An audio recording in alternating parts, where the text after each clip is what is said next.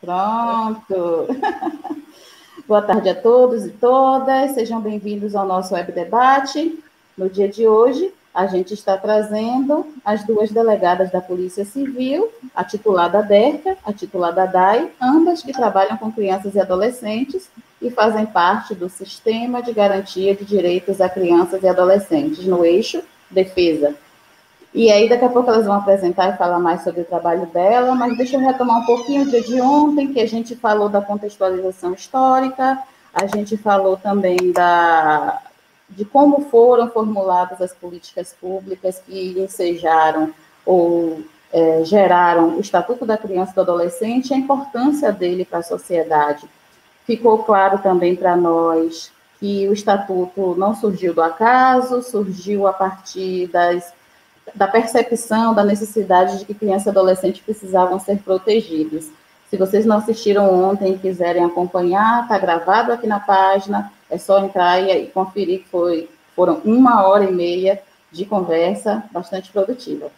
E hoje eu estou trazendo de novo minhas duas amiguinhas, companheiras dessa batalha de semana inteira de debate, essa belíssima jovem chamada Carla Damasceno. Boa tarde, Carla, por favor, se apresente. Espera aí, deixa eu ligar o seu microfone porque desligou. Agora eu acho que vai. Veja agora, ligue aí você o seu microfone. Pronto, se apresente. Boa tarde, gente. Meu nome é Carla Damasceno, sou estudante de Direito da Universidade Católica. E hoje, vamos aqui apresentar mais temas sobre o Estatuto da Criança e do Adolescente. Eu espero que vocês apreciem bastante. Obrigada, Carla. Seja bem-vinda. Você é estudante de? Direito. Da UFSAL? Isso, da UFSAL. Seja bem-vinda. Carla, que também já foi beneficiada pela política contida no Estatuto, uma vez que foi estagiária quando secundarista é antigo, né? Quando estudante do ensino médio. Temos também minha amiga Juliana Silva. Seja bem-vinda, Juliana. Se apresente, por favor. Olá. Obrigada. Boa tarde a todos e todas. Eu sou Juliana, tenho 22 anos, sou estudante de pedagogia da UFBA. Como a Angela disse, fui beneficiada por políticas públicas, contidas no ECA, enfim, outras instituições. Fui jovem aprendiz na época do ensino médio, fiz estágio, agora já na graduação e sigo nesse caminho. Ela me convidou, fez esse convite, eu aceitei.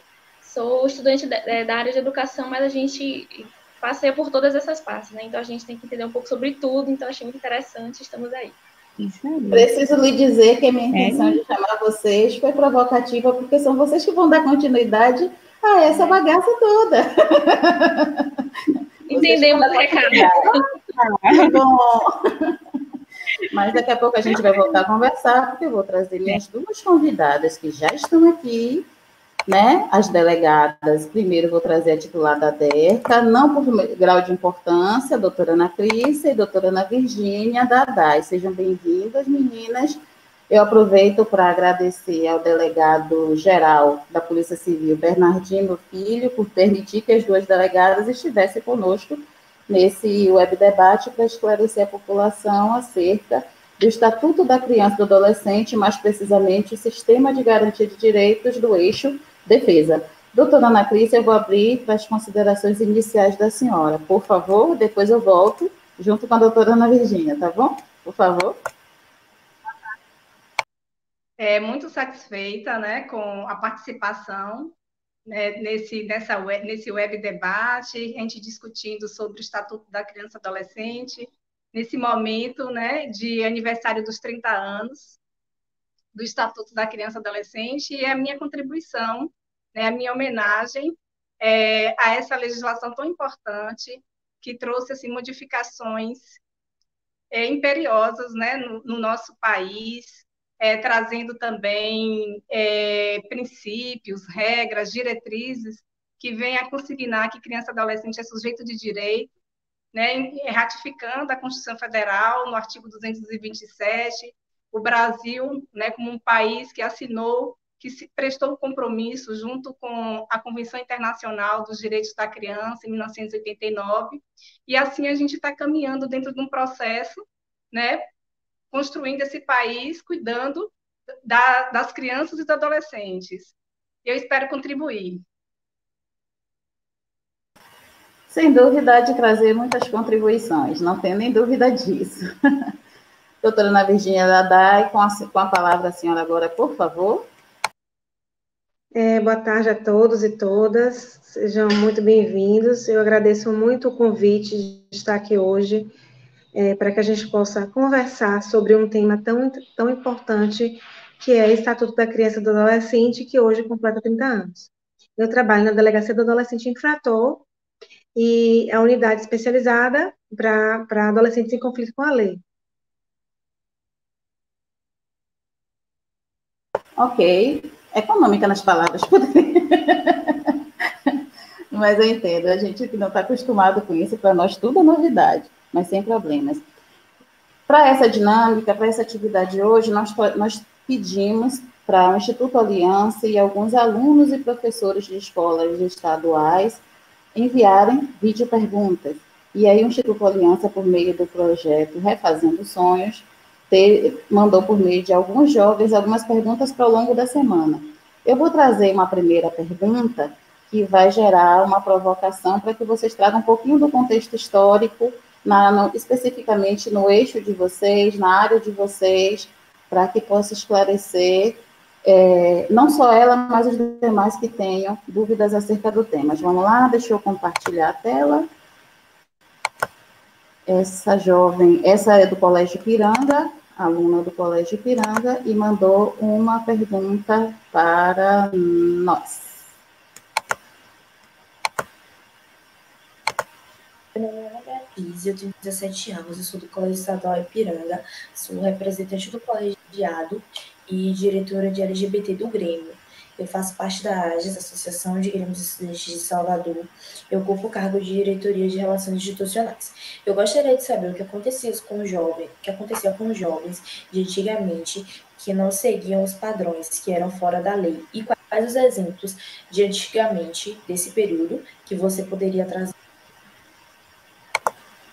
Pronto, é isso. Ela está querendo saber, está querendo que nós digamos para ela, que vocês digam para ela como era o comportamento dos jovens de antigamente, especialmente nessas questões de conflito com a lei. Quem eram os considerados conflitantes com a lei?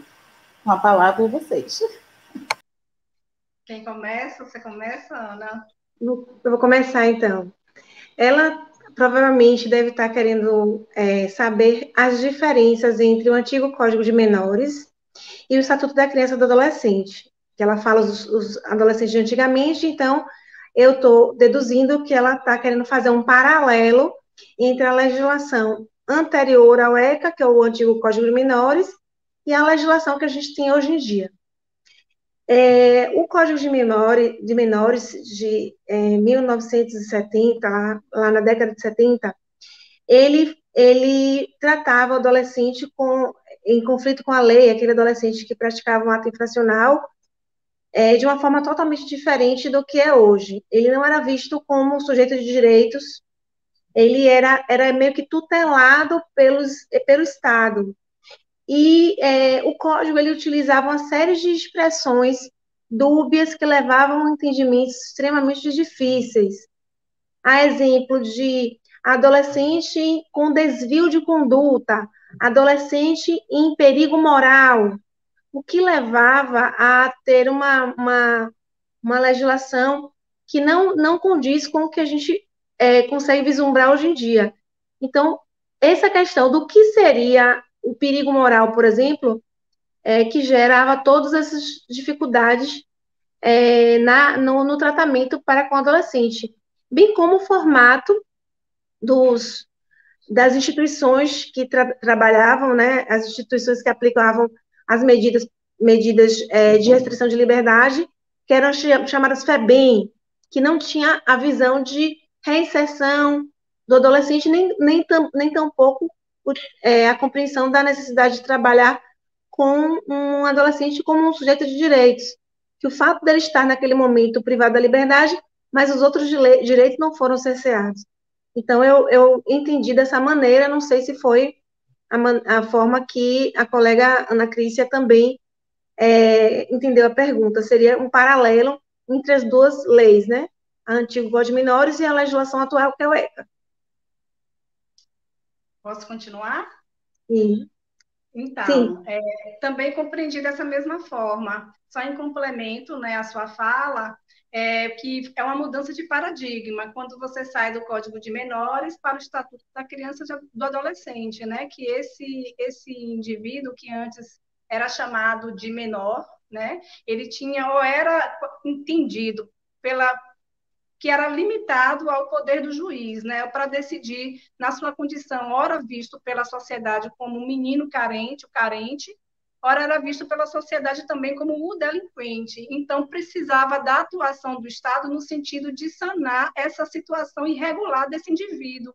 Então, o Estatuto ele muda esse paradigma e o transforma em sujeito de direitos que tem pessoa que precisa ter políticas públicas, né, que lhe atendam às suas necessidades num campo bem mais vasto, que vai de políticas que envolvem educação, saúde, assistência social, justiça, e assim ele é nessa condição de sujeito de direito e ele tem garantido também a sua proteção legal quando ele está em conflito com a lei. E ele, mesmo sendo autor de ato infracional, ele vai ter também garantida o seu direito, como qualquer outra pessoa que está respondendo, né, criminalmente, com a sua defesa, tendo o direito de se defender em juízo e outros direitos também importantes. Mas me diga uma coisa, os dois códigos, o Código do Menor de 1927, isso, considerava adolescente ou criança que estivesse em situação de rua, era dado a ele o título de adolescente ou criança em situação de vadiagem, ou pessoa em situação de vadiagem. Eram considerados vadios da época. E havia um tratamento diferenciado para quem era de classe mais bem favorecida, classes privilegiadas, e o adolescente vitimizado pelas condições sociais, eram tratados de uma outra forma. E aí, muitas das vezes, como ocorreu com o menino Bernardino, esse adolescente se via sendo lançado numa prisão, e com outros adultos. Quando foi que começou a mudar essa visão? O adolescente de antes é diferente ou difere em alguma coisa do adolescente de hoje? Porque esse tratamento, hoje nós temos espaços para cumprimento de medida socioeducativa diferente do passado. Esses direitos, eles não caem assim de uma hora para outra, né? Isso é tudo uma construção histórica que vem principalmente depois da Segunda Guerra Mundial, em que o mundo se viu naquela condição de tragédia, que começou a se pensar em direitos humanos, e tivemos a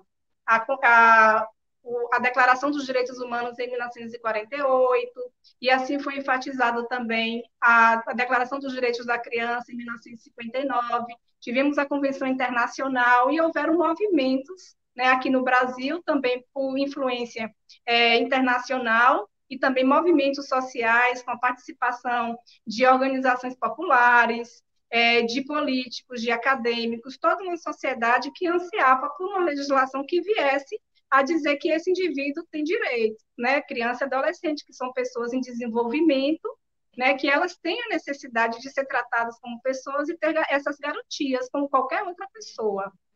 Então, é tudo uma construção histórica. E só para uma correção, esse Código de 1927 foi o primeiro código, que foi o Código de Melo Matos. Depois nós tivemos o Código de 1978, 79, que era o Código de Menores, que foi substituído pelo Estatuto da Criança e Adolescente. Eu estava me lembrando desse Código de Menores mesmo, quando você estava se referindo. E eu anotei algumas expressões que eles utilizavam naquele código. Ele falava que a adolescente com privação de condições essenciais à sua subsistência, saúde e instrução. Esse adolescente era colocado sob a tutela do Estado. Então, era como que realmente uma criminalização da pobreza. Se a gente pensar que quando a gente fala de um adolescente em privação de condições essenciais, apesar do código ter sido uma evolução, o Código de Menores ter sido uma evolução, dentro daquele contexto da legislação que trata de criança e adolescente, mas ele também ainda veio carregado com uma série de estigmas da época que também tratava essa questão do adolescente e colocava no sistema simplesmente porque ele estava por inadaptação familiar, perigo moral, desvio de conduta, privação de condições essenciais da sua subsistência, eram algumas expressões que existiam nesse Código de Menores de 76 e que, ao longo desses movimentos sociais, se conquistou o espaço que colocou diversos direitos na Constituição de 88, o que foi fundamental para estabelecer o caminho para o ECA, que veio logo em seguida.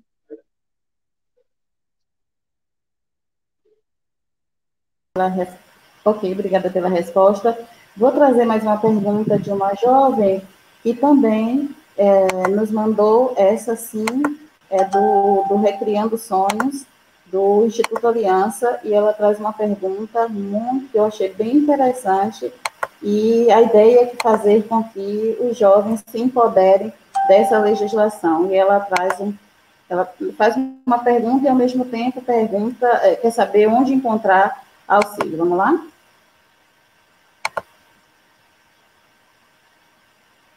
Beatriz Santana, tenho 16 anos e faço parte do projeto Refazendo Sonhos. A minha pergunta é: ao se falar da dignidade humana, a criança e o adolescente que passa pelo ato de violência sexual se sente culpada ou sem dignidade. Como tratar desse assunto e ajudar a minimizar esse impacto? E onde podemos buscar ajuda?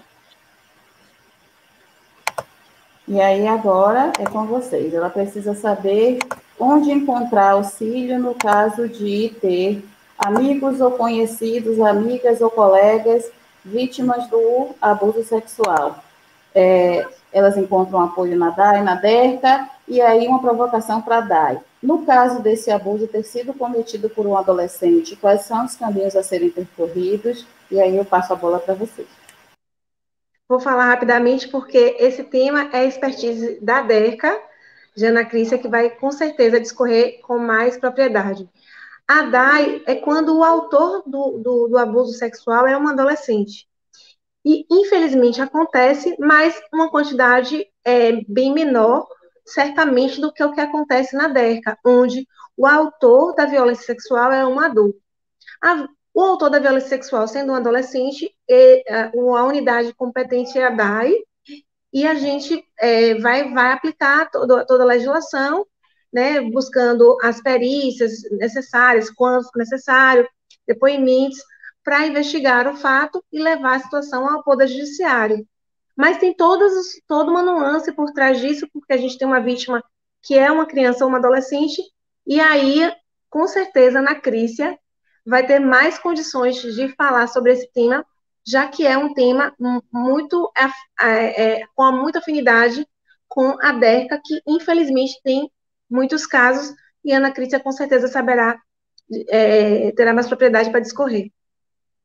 Infelizmente mesmo. Em primeiro lugar, eu quero mandar um abraço para Sandra Santos, que do Refazendo Sonhos, conheço o programa, tive a oportunidade de assistir a peça de teatro que vocês apresentaram no Projeto Axé o ano passado. Fiquei muito, muito feliz, né, com o desempenho de todos vocês, parabéns. E quanto à questão da violência sexual, realmente, infelizmente, é uma das grandes demandas da DERCA. Quando uma pessoa passa por esse tipo de situação, a primeira coisa que deve fazer é denunciar, né? Procurar alguém da sua família, com quem você possa confiar, contar para que essa pessoa lhe acompanhe a uma delegacia de polícia. Aqui em Salvador, é na DERCA, mas se for qualquer outra cidade do interior, tem que procurar a delegacia local, fazer um registro do boletim de ocorrência, e ali vai ser aberta uma investigação policial, cujo objetivo vai ser responsabilizar a pessoa que cometeu essa violência pelo crime de estupro de vulnerável, se for menor de 14 anos de idade, ou crime de estupro propriamente dito, se a adolescente tiver mais de 14, menor de 18. Então, é muito importante que ocorra, né, a denúncia, porque é a única forma de parar, de cessar que essa violência continue. E uma característica desse tipo de violência é justamente ela se perdurar por muito tempo, porque envolve, né, fatores psicológicos em que a vítima ela fica fragilizada, ela tem uma série de medos, também tem a vergonha, né, outros elementos que faz com que ela mantenha aquele segredo por muito tempo. Então, a gente tem que realmente encorajar, fazer campanhas encorajando as meninas, os meninos, para que denunciem se sofrer qualquer tipo de abuso sexual, desde o início, até mesmo antes de que ele aconteça, quando se perceba que existe uma investida por um adulto que tem uma intenção sexual, tem que ser logo denunciado. E a Ana Crícia muito bem lembrou que, às vezes, a gente acredita que só a menina que é vítima desse crime. E é importante deixar claro que os meninos também podem sofrer. Então, essa fala do menino ela é muito importante, porque ainda existe essa questão, essa suposição de que só a menina é vítima de violência sexual, quando não é verdade. E o autor da violência ele pode ser do sexo masculino ou feminino, independe do gênero dos envolvidos. É verdade. E a gente, enquanto rede de proteção, a gente percebe a dificuldade de ter dados relacionados a meninos do sexo masculino, talvez porque se resista tanto em registrar a ocorrência quando é do sexo masculino, por questões machistas, como a gente já sabe que a nossa sociedade continua alimentando, continua reproduzindo. Mas um dia a gente chega lá. Bom, eu vou trazer mais uma pergunta, depois eu vou trazer uma das perguntas das meninas, mas deixa eu trazer mais uma, que essa inquieta com muita frequência as escolas, e eu acho que é comum as duas delegacias, porque tem momentos em que esses meninos e meninas que estão em cometimento de ato infracional são utilizados por adultos, e aí a gente precisa discutir quais as consequências quando isso ocorre. Deixa eu trazer a pergunta. Vamos lá. Olá, Everaldo Duarte, gestor escolar, 48 anos. Quero saber como lidar com o tráfico de drogas dentro da escola e a agressividade dos alunos. Obrigado. Meu nome é Valdineia Mendes Souza, eu tenho 38 anos, eu sou professora de Filosofia e Sociologia, trabalho em escola pública. Eu queria saber como o Conselho Tutelar faz com que a gente lidar com o tráfico de drogas dentro da escola pública. Aí na fala dela houve um equívoco, que ela traz a figura do Conselho Tutelar como o agente que vai lidar com essa situação de violência ou tráfico de drogas nas escolas, que infelizmente tem sido bem comum, bem recorrente. E aí a gente precisa dizer para elas, eu fiz questão de manter, até para que a gente possa corrigir, para quem estiver nos assistindo, para as demais pessoas, que não é o Conselho Tutelar que lida com esse tipo de situação. O Conselho Tutelar, ele é garantidor de direitos, ele zela pelos direitos e pela proteção dos direitos de criança e adolescente. No caso de um ato infracional, que é o tráfico de drogas, aí já tem que ser lidado e com isso em outras instâncias, como as delegacias. E aí eu vou trazer a provocação, que seria mais para dar essa pergunta, mas é preciso também que a DERCA se posicione quando o adulto utiliza criança e adolescente para esse tipo de prática, o tráfico de drogas dentro ou fora da escola. Qual é o caminho a ser percorrido? Quando a gente observa essa questão de tráfico de drogas em ambiente escolar, é muito importante que seja realmente realizada a denúncia, porque o professor ele está ali vivenciando aquela realidade, mas em muitos momentos eles também se sentem com medo de formalizar, e é importante que se formalize essas denúncias para que a unidade possa apurar o fato e tentar sanar a situação dentro do ambiente escolar. Essa denúncia ela pode ser feita tanto através dos disque denúncias, que são sigilosos, como através acionando a Polícia Militar tem para que vá na unidade flagrar o fato e possa identificar os autores. Agora, também é bom separar o traficante, do usuário, porque a política de atuação, os dois são crimes, né, o uso e o tráfico também, mas a política, a forma de lidar com os dois fatos são totalmente distintas. Então, se eu tenho um adolescente, lembrando um adolescente a partir dos 12 anos completos até os 18 incompletos, que é o público da DAI. Então, eu não vou ter como atuar na DAI se o traficante, né, o que está traficando drogas, for uma criança, por exemplo. Então, a DAI a gente não vai conseguir alcançar essa pessoa. Somente a gente só consegue alcançar a partir dos 12 completos aos 18 incompletos. E a gente diferenciar porque a política tem que ser diferente e precisa. O adolescente usuário de drogas, ele vai precisar de uma atuação em rede, até para que ele consiga superar o vício, né? Porque é muito difícil, não é algo simples. O vício em drogas, especialmente na adolescência, é muito grave e pode levar a consequências severas, né, no desenvolvimento psíquico. Então, primeiro formalizar a denúncia. E, uma vez ocorrendo a denúncia, a delegacia vai investigar. A gente não tem como saber, enfim, né, se ninguém faz uma provocação ou sinaliza, a gente não vai ter como saber o que está acontecendo por trás do muro daquela escola.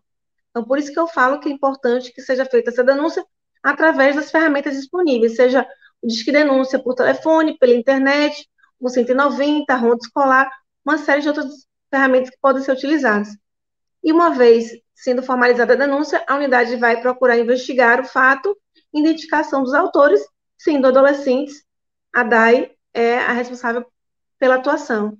Mas realmente é algo muito grave, especialmente porque, além da gente saber que tem um traficante, ele pode estar também tentando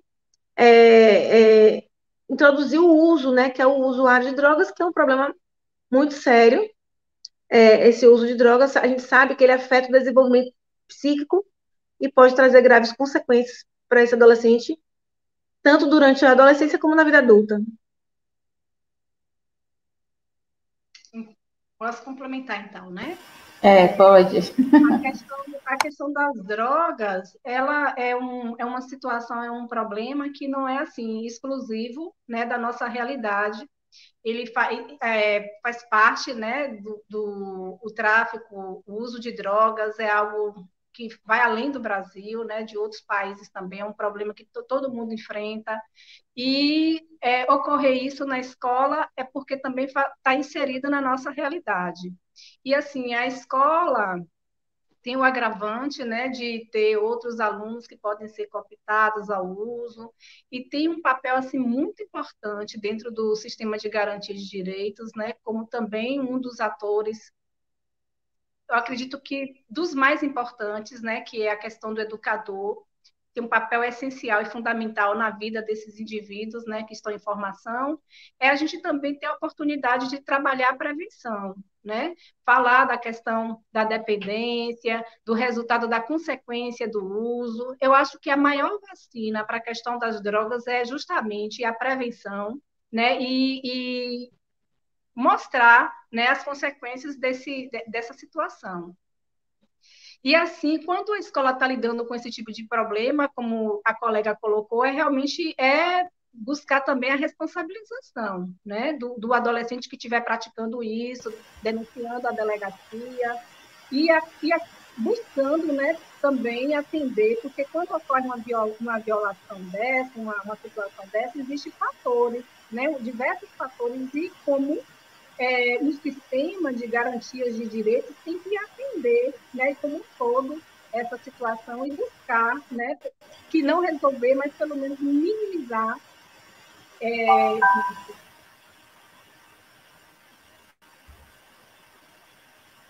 Só para completar a fala de Ana Clícia, Travou, não? a questão Deu um sinalzinho, eu achei que era o meu momento de parar. Só completando o que a Clícia falou, que a gente está a segurança, ela, dentro da Constituição, ela é direito e dever de todos, né? Então, como você bem falou, a gente tem que partilhar com a sociedade essa responsabilidade também, porque a polícia tem a responsabilidade da investigação, mas essa questão da prevenção que foi colocada, ela é fundamental, para que a gente não chegue, para a necessidade da polícia agir. Então, se a gente consegue criar um ambiente escolar, enfim, que favoreça a não enveredar por esse caminho das drogas, a gente consegue realmente minimizar, evitando a repressão, que já é a parte policial, que, o que não temos mais o que fazer. A gente chegou no limite, então temos que realmente reprimir. Mas a prevenção foi excelente essa colocação. Vocês falaram da questão da provocação, de ter que se fazer denúncia, mas é comum os professores ou a comunidade escolar ter receio, ter medo de fazer denúncia, porque saindo daquele ambiente da escola, elas terão que utilizar o coletivo comum, por exemplo, ou terão que viver nas ruas sem nenhuma proteção. Então, elas ficam muito temerosas de que os alvos da denúncia venham descobrir que ela que formulou a denúncia, que formalizou a denúncia. Isso sem falar que eles possuem muitos alunos cujos pais estão envolvidos com o tráfico de drogas. Como garantir a segurança? É feita essa denúncia em anonimato? Se isso ensejar num processo judicial, a parte ré vai ter conhecimento da denúncia, de quem foi que denunciou? Como se dá essa tentativa ou proposta de proteção das pessoas que virem a provocar as duas delegacias? A denúncia, através do Disque Denúncia, ela é anônima. Então, ela não é feita com a identificação da pessoa que formalizou. Né? Então, não haveria problema se a gente sabe realmente que existe um receio muito grande, compreensível, obviamente, mas essas denúncias formalizadas por essas ferramentas do Disque Denúncia seja online ou por telefone, ela não identifica o denunciante. E a escola também, ela pode, além de utilizar o Disque Denúncia de forma anônima, pode também fazer outras abordagens, antes que a situação se agrave, já para inibir esse tipo de prática, né, conversando com os adolescentes, fazendo campanhas, né, falando da questão do uso das drogas né, chamando o aluno que está nessa situação para ver se ele tem uma outro tipo de conduta. Se não tiver realmente alternativa, tem que fazer a denúncia, nem que seja anônima.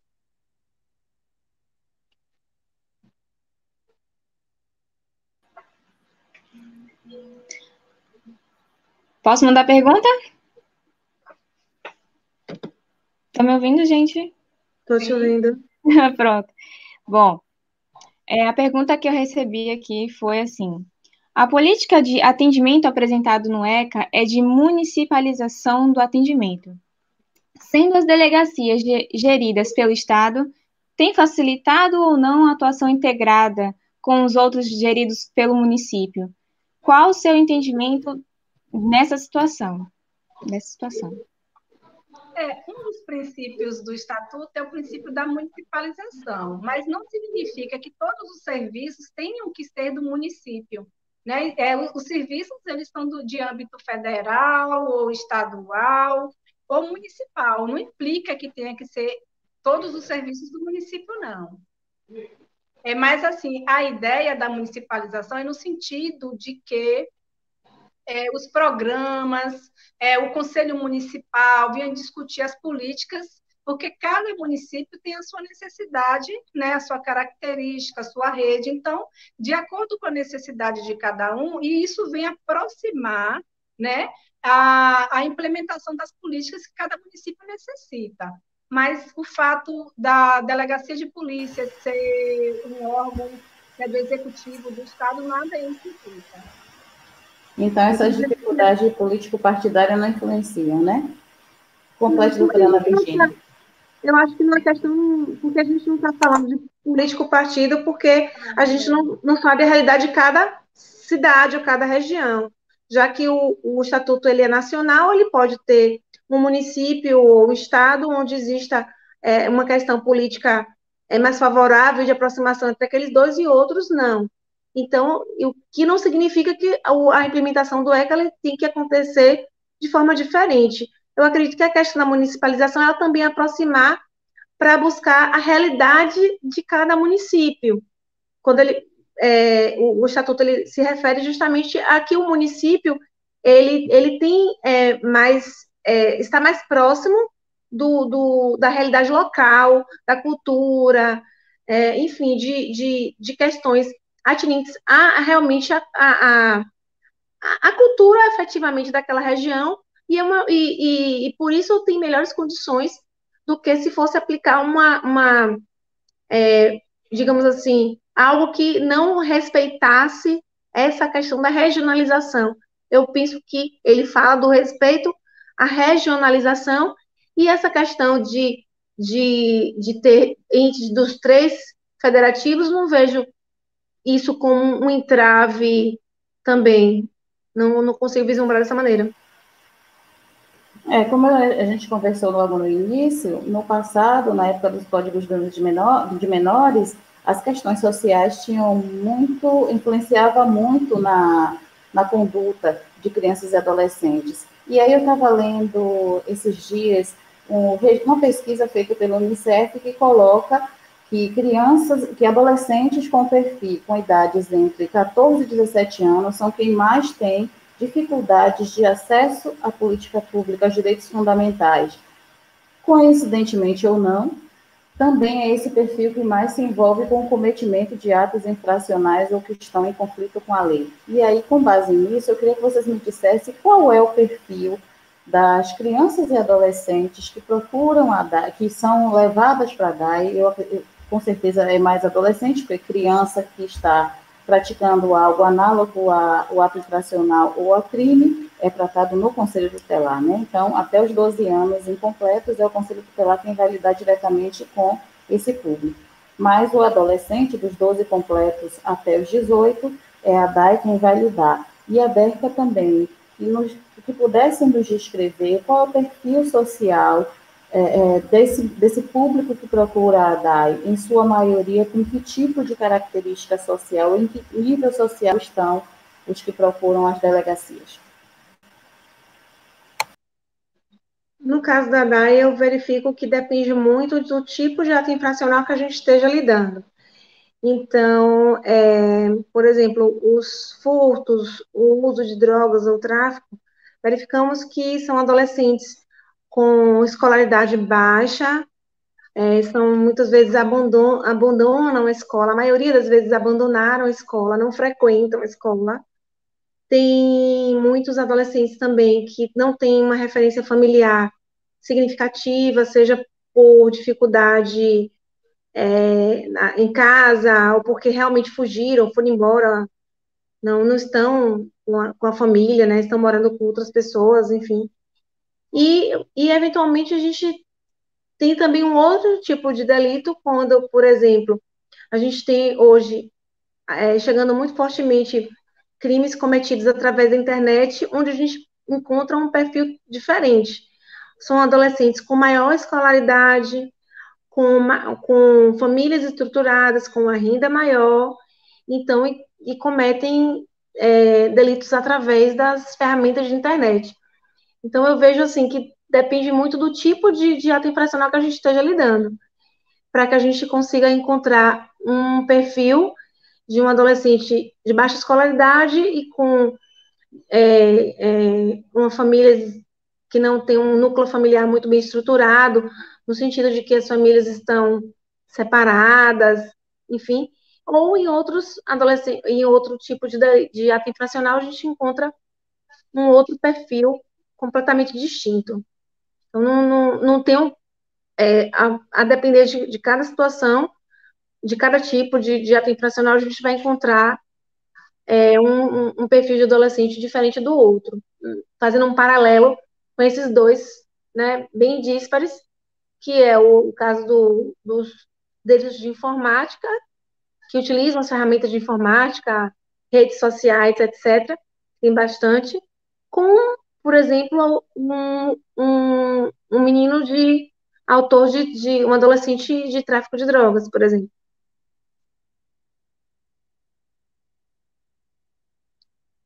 Quanto à DERCA, a gente também percebe, claro que não há como se dissociar uma violência, né? Sempre tem por trás dessa violação outras violações, principalmente no âmbito social.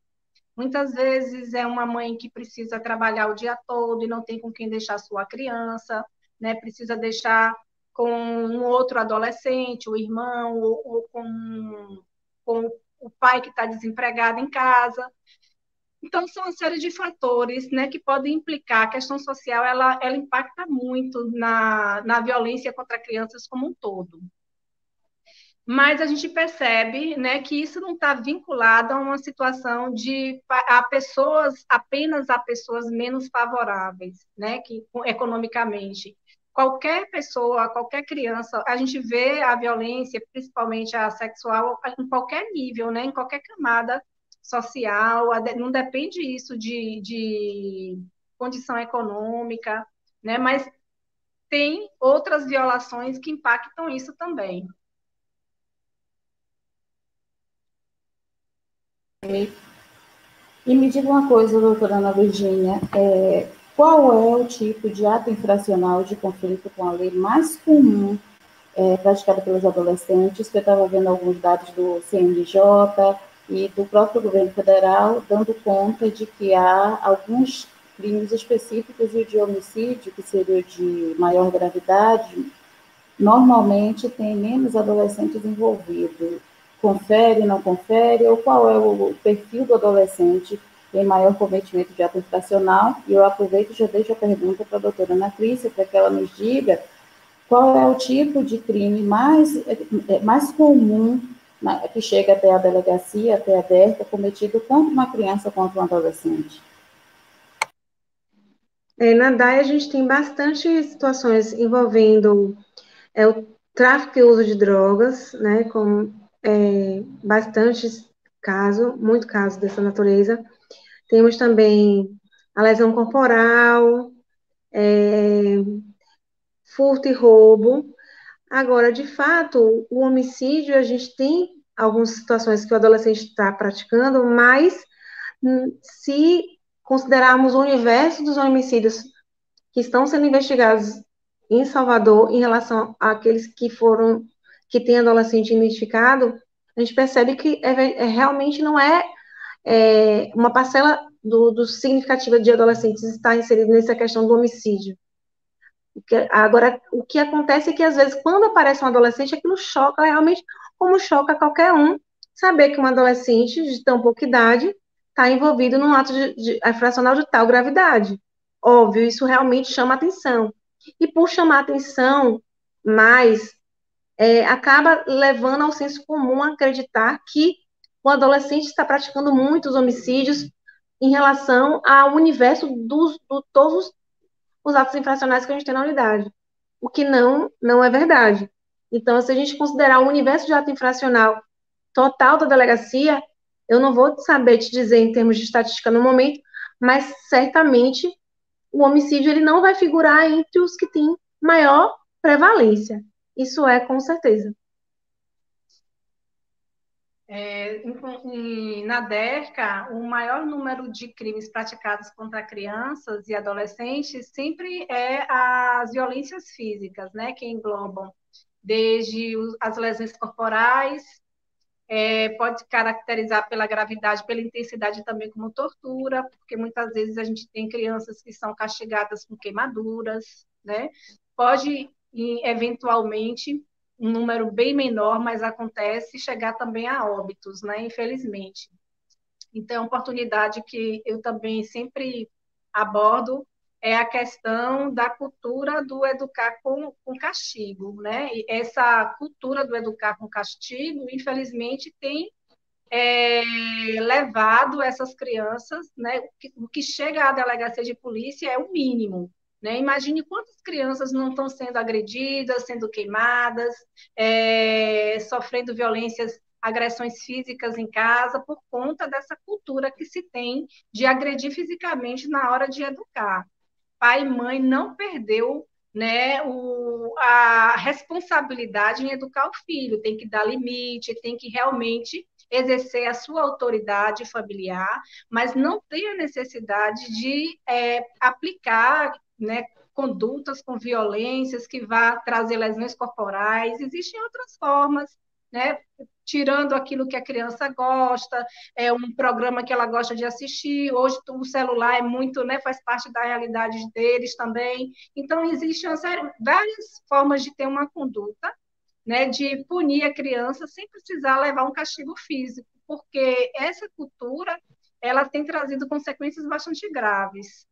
E, em segundo lugar, são as violências sexuais. A gente tem um número muito alto de violência sexual, principalmente o estupro de vulnerável, que a gente chama de abuso sexual. A criança que está em casa é abusada sexualmente por um parente, muitas vezes por pai, por padrasto, alguém que está tomando conta dela. São pessoas sempre, quando não é da família, são sempre pessoas muito próximas a ela.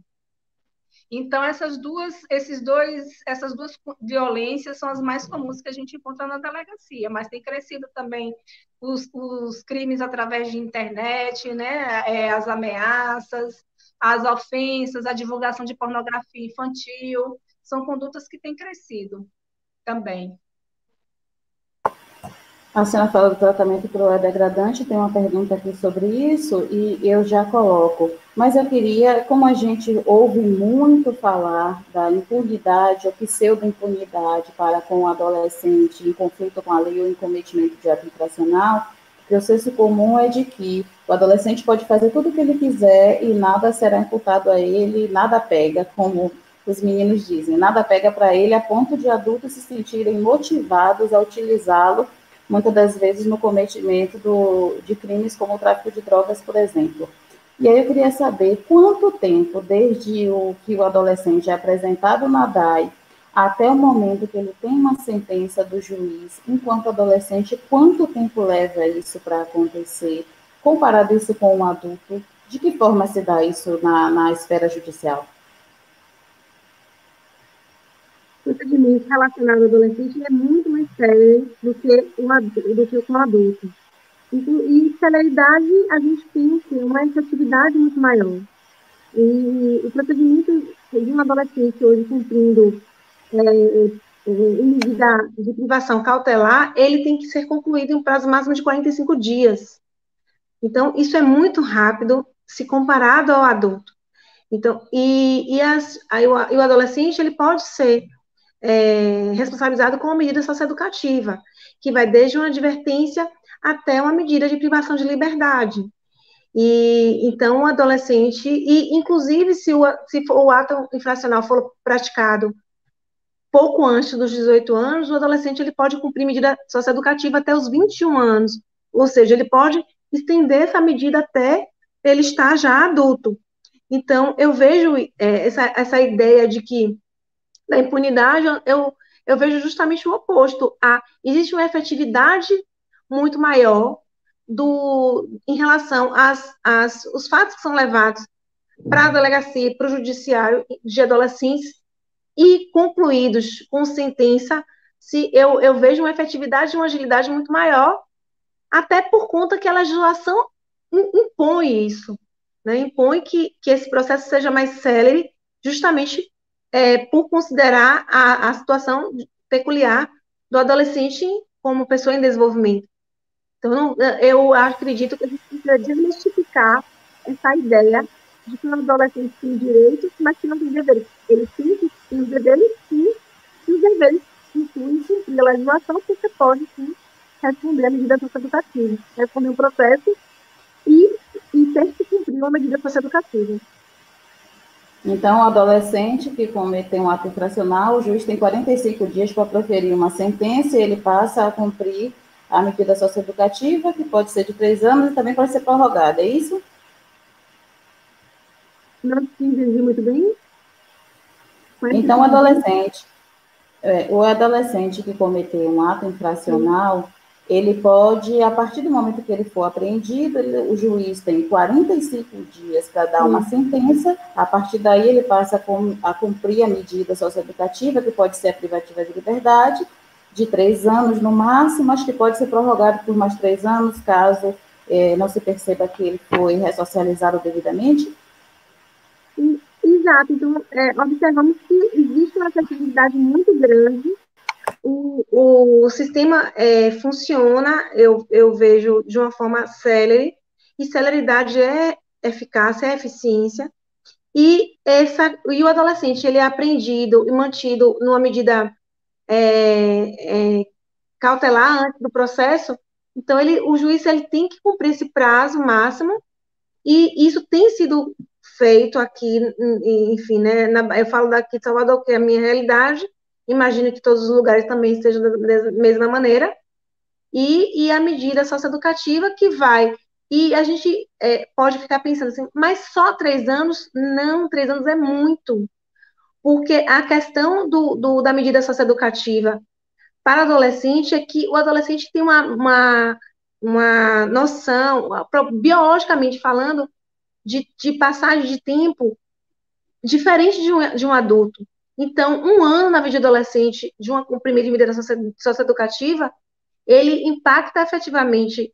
E, além disso, o sistema socioeducativo, ele vai trabalhar justamente para uma reinserção, uma série de políticas públicas, para que ele realmente consiga sair do sistema e não voltar ao cumprimento da infracional. Para quem acha 3 anos pouco tempo, é só ver agora no momento de pandemia que nós estamos há cerca de 4 meses em isolamento social e está todo mundo louco, só falta arrancar os cabelos porque precisa sair. Então, quando se vê privado da liberdade, é só fazer o comparativo, você ficar 3 anos confinado dentro de casa para ver se é legal. Doutora Pode. Pode. No sentido também de que esse senso comum ele é gerado muito pela questão midiática, né? Porque quando uma notícia de um crime que foi praticado por um adolescente, ela ganha uma evidência, às vezes, até nacional, né? Então, aquela dá uma sensação para a sociedade de que os crimes estão sendo cometidos por adolescentes, e não é verdade. O número de crimes cometidos por adolescentes é infinitamente menor do que os números de crimes cometidos por adultos. E a efetividade da aplicação, né, da lei para o menor, como a doutora Ana Virginia falou, ela é muito mais célere e mais efetiva, né? Ele vai responder, né, de uma forma mais rápida, até porque é um tipo de indivíduo que ele não foge, ele se entrega, ele confessa, né? Então, sempre ele é penalizado, né, a depender da conduta que é praticada. Agora, e a maioria dos crimes praticados por adolescentes, eles são sempre condutas que não geram violência contra a pessoa. O número de violência contra a pessoa é bem menor do que se imagina. Ok. Deixa eu trazer a última pergunta, o vídeo pergunta aqui para vocês, de uma jovem, que é aquela do tratamento cruel e degradante que eu acabei de falar com vocês. Vamos lá. Oi, gente, me chamo Ana Beatriz e tenho 17 anos e faço parte do projeto Refazendo Sonhos. A minha pergunta é: o que o Estatuto da Criança e do Adolescente fala a respeito da dignidade das nossas crianças e adolescentes? E o que é considerado um tratamento cruel e degradante? E aí é com vocês. Bola passada, se jogue. Vou começar. Quando eu entendo assim por dignidade, quando a gente fala, né? Eu acho que é o artigo 227 da Constituição Federal, que foi confirmado com o artigo 4º do Estatuto da Criança, que são os direitos de qualquer pessoa, porque se você não tem direito à alimentação, você não tem direito à vida, você não tem respeito, né? Você não tem direito a ter a convivência familiar, todos esses direitos fundamentais que fazem parte, né, do universo de direitos que devem ser garantidos à criança e adolescente, ele fere a dignidade desse indivíduo. Então, é um conceito muito amplo, né? Muito amplo. Mas quando a gente fala, no segundo ponto, ela falou quando o indivíduo tem a sua integridade... Tratamento cruel ou degradante. Tratamento cruel e degradante, né? Aí ela pergunta... ela pergunta o que é considerado um tratamento cruel e degradante, segundo o que está posto no Estatuto pela Lei 13.010.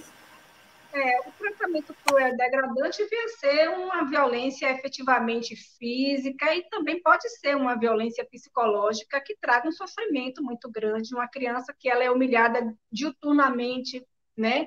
Que ela é ofendida, ela sofre castigos, ela eu já vi casos assim da criança não ser permitida comer, né? Ela dava comida para um filho, mas não dava para uma outra criança porque existia um problema de ordem psicológica entre essa mãe e essa criança. Então é um tratamento cruel e degradante, embora não exista uma violência física propriamente, mas não deixa de existir um sofrimento muito intenso.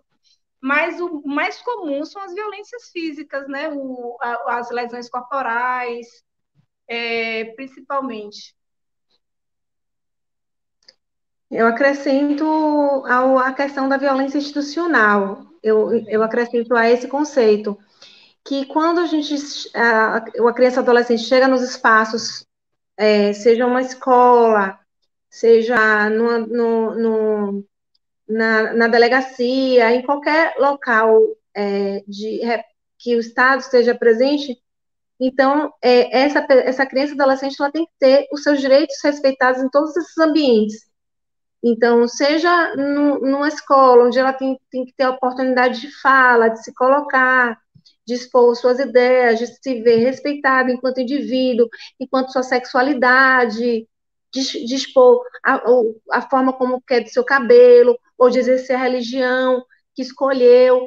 Então, eu vejo também uma violência institucional nesses espaços, caso esses direitos não sejam respeitados. Então, também se refere a um tratamento cruel e degradante se esse adolescente não tem respeitado em determinado espaço o direito de se colocar como adepta de uma determinada religião, ou porque gosta de um cabelo de uma determinada maneira, ou no caso de uma delegacia, falando a nossa realidade, ela precisa ser recepcionada com devido respeito, em todos os contatos que a gente tem. Então, existe um cuidado muito grande de reforçar isso com os policiais no trato desse público, que por isso mesmo que se justifica a especializada, porque a gente precisa ter um trato diferenciado, não pode, a gente tem que ter cuidado com o que diz, porque aquilo marca de uma forma mais profunda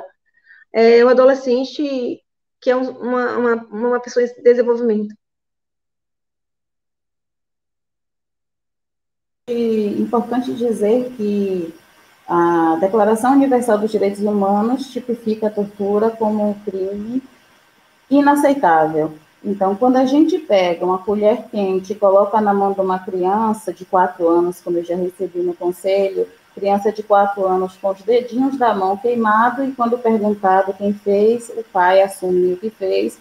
Quando buscada saber a razão, não, ela mentiu para mim porque disseram que ela beijou o coleguinha e ela ficava dizendo que não tinha beijado e eu queria que ela dissesse a verdade, o que ele entendia que era a verdade.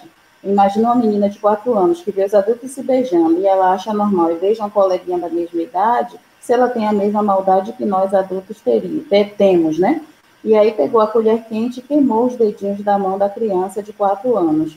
E aí a gente, quando fala sobre isso com os pais, o filho é meu, eu crio como eu quiser, como se fosse um objeto, e aí a gente retrocede àquela mesma mentalidade da época do Código de Menores, de que criança e adolescente não tem o direito sequer de dizer que está sentindo dor. Não pode nem chorar, está apanhando, calado, não pode nem se dizer, não gostei disso. E eu vejo isso aí como um tratamento cruel para a criança que fisicamente está em desvantagem em relação ao adulto.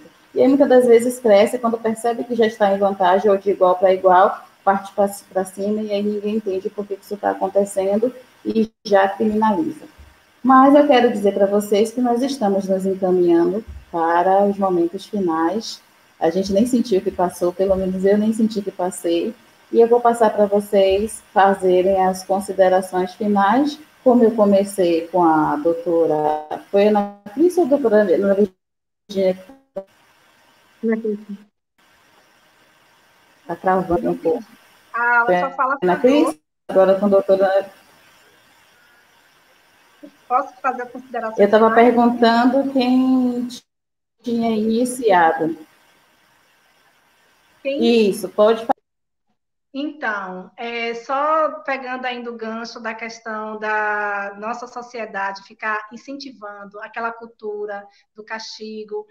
Porque eu apanhei quando eu era criança e eu fui educada assim, não morri, por que eu vou deixar de educar assim meu filho? Essa cultura é que tem gerado o direito desse pai queimar a mão do seu filho, achando que está fazendo certo. Então, a gente tem que ter tolerância zero mesmo e acabar com essa cultura do castigo corporal, físico, porque ele traz essas consequências e a gente vê isso, infelizmente, diariamente na delegacia. Gostaria de agradecer a oportunidade de estar aqui falando com vocês sobre o direito de criança. A gente precisa valorizar o Estatuto, conhecer o Estatuto. É uma legislação que implementa políticas públicas, tira o indivíduo da condição de delinquente, de menor carente, e diz que ele tem direito a políticas públicas de saúde, de educação, de justiça, de assistência social, e isso vem a trazer, garantir que esse indivíduo tenha realmente seus direitos fundamentais de pessoa em desenvolvimento garantido, e um país que cuida de criança e adolescente está cuidando do seu futuro. É isso que eu deixo para vocês como final aqui na nossa homenagem ao Estatuto da Criança e Adolescente. Aproveite, doutora Ana Cris, fala sobre o atendimento em tempos de remotos, como é que está acontecendo o atendimento na delegacia? Isso, a delegacia continua funcionando 24 horas, como sempre, mas fomos severamente impactados com a redução de pessoas que foram afastadas por fazerem parte do grupo de risco. Infelizmente, algumas outras também foram acometidas pela Covid, mas continuamos, no atendimento 24 horas, temos escala de reforço, hoje foi aprovada novamente, a escala vai dar continuidade, para poder garantir o funcionamento da delegacia. O telefone do plantão é 3116 2151, funcionamos na rua Agripino Dória, perto da estação de metrô em Brotas.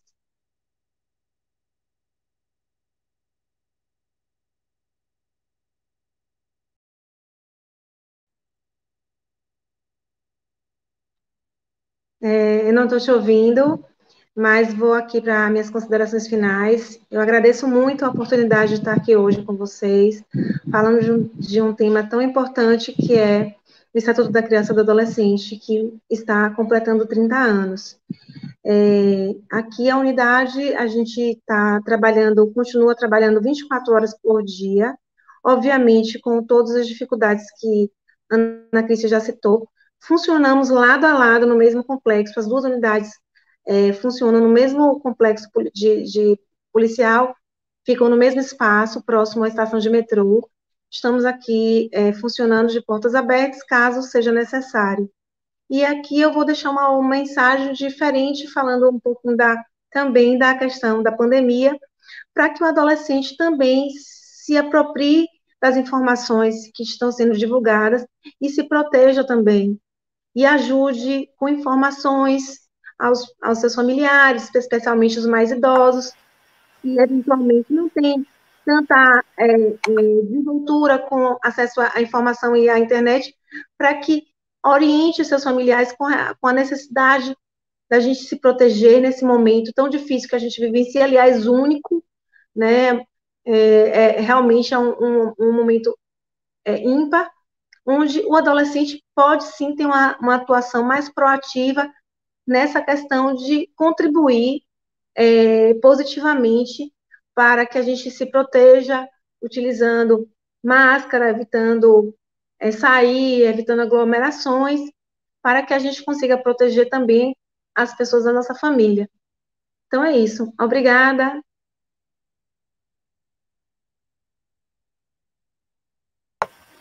Eu que agradeço a confiança, aproveito para agradecer mais uma vez ao delegado-geral da Polícia Civil, Bernardino Filho, por permitir a participação de vocês e esperamos continuar nos encontrando aí nessa parceria que a gente sempre faz no que diz respeito à proteção de crianças e adolescentes, e contem comigo sempre que precisar. Obrigada.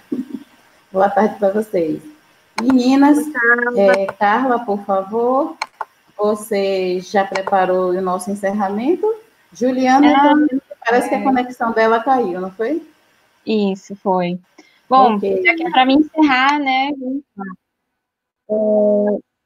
Primeiramente, muito agradecida por estar participando com você, Angela, e com esses especialistas que até aqui têm participado da nossa live. E pensando nisso, porque eu pensei, estava assim, realmente estava numa frase a respeito sobre aprender, né? A frase ele é de Blaise Pascal, que fala sobre, assim, ninguém é tão ignorante que não tenha algo a ensinar, e ninguém é tão sábio que não tem aprender com essa frase, porque é o que está acontecendo aqui nesse momento, nesses debates. Nós estamos, quem não tem conhecimento sobre algo aprende, e quem tem também pode receber algo a mais, entendeu?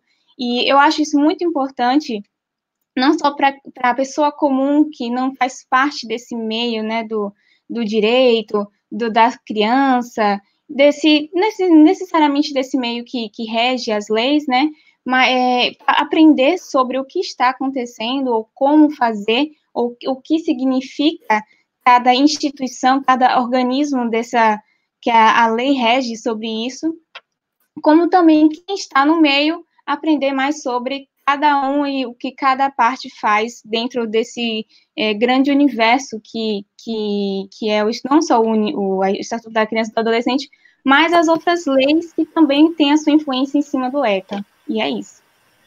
Obrigada, querida. Não tem mais nada para dizer, né, Julie? Então, Julie hoje participou pouco, mas amanhã é seu dia, querida. Amanhã teremos aqui... Amanhã teremos aqui um defensor público, uma ex-conselheira tutelar, para continuar falando dos direitos de criança e adolescente, só que dessa vez na área de difusos, um pouquinho mais aprofundado, não tão específico quanto os dias de ontem e de hoje. Então, espero vocês amanhã. Boa tarde. Tchau, meninos. Até amanhã. Beijo. Tchau. Até amanhã. Beijo.